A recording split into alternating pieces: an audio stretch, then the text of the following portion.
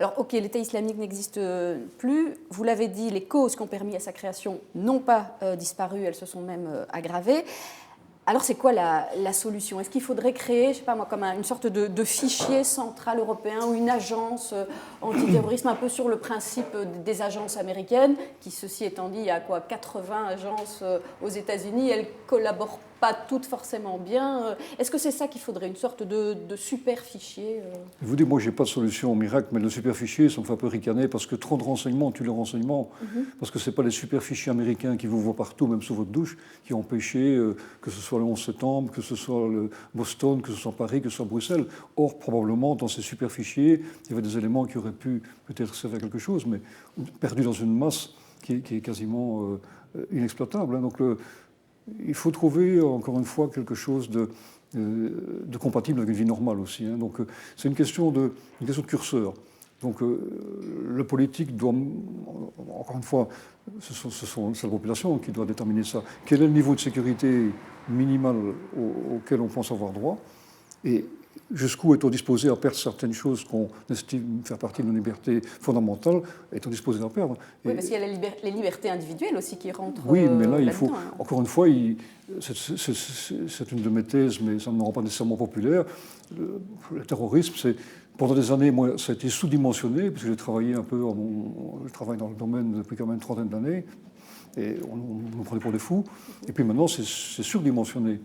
Alors les probabilités que vous avez de mourir d'un attentat, elles sont plus faibles, encore une fois, qu'une piqûre de guêpe dans votre jardin qui tourne mal. Et là, j'exagère un peu à dessein. Il faut pouvoir admettre que dans une configuration géopolitique comme celle qu'on vit maintenant, avec des gens qui s'étripent un peu partout, tant que c'est loin, il n'y a pas de problème, on ne saurait pas rester dans une bulle de sécurité et c'est impossible. Donc il faut trouver un moyen terme.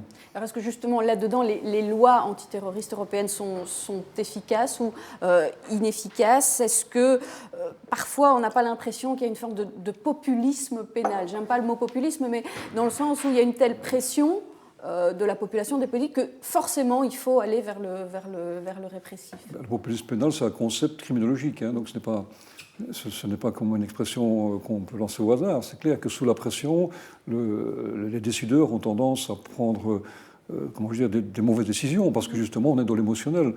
Et moi, je dis toujours, c'est pas avec les hormones qu'on réfléchit, c'est avec les neurones. Donc l'émotionnel n'est pas efficace? L'émotionnel, dans ce genre de phénomène, je pense qu'il n'est pas efficace. Mais c'est précisément ce que cherchent ces gens qui cherchent à tenter notre société. C'est clair que l'État islamique, Al-Qaïda, etc., ils ne sauraient pas nous vaincre militairement. Par contre, au niveau sociétal, ils nous ont déjà beaucoup abîmés. Et l'exemple que je prends toujours, qui est stupide, mais qui est quand même relativement parlant, même s'il rate l'attentat d'Italie, qui a fait rire tout le monde, peut-être, hein, parce que la personne n'était pas vraiment très aguerrie, cet attentat, il est raté, il n'est pas revendiqué, mais en fait, il est quand même réussi, puisque plus personne ne prend le train de la même façon. Et quand vous voyez quelqu'un dans le wagon qui a, selon vos critères, un faciès un peu équivoque, surtout s'il est barbu et qu'il a un sac à dos, vous le regardez comme si c'était un terroriste. À la limite, il y a des gens qui tiraient presque le signal d'alarme. Et ça, c'est le renvoi à l'altérité, et c'est souvent le début d'une mécanique qui conduit les gens, précisément, on ne veut pas qu'ils aillent. Donc, l'émotionnel, c'est ça.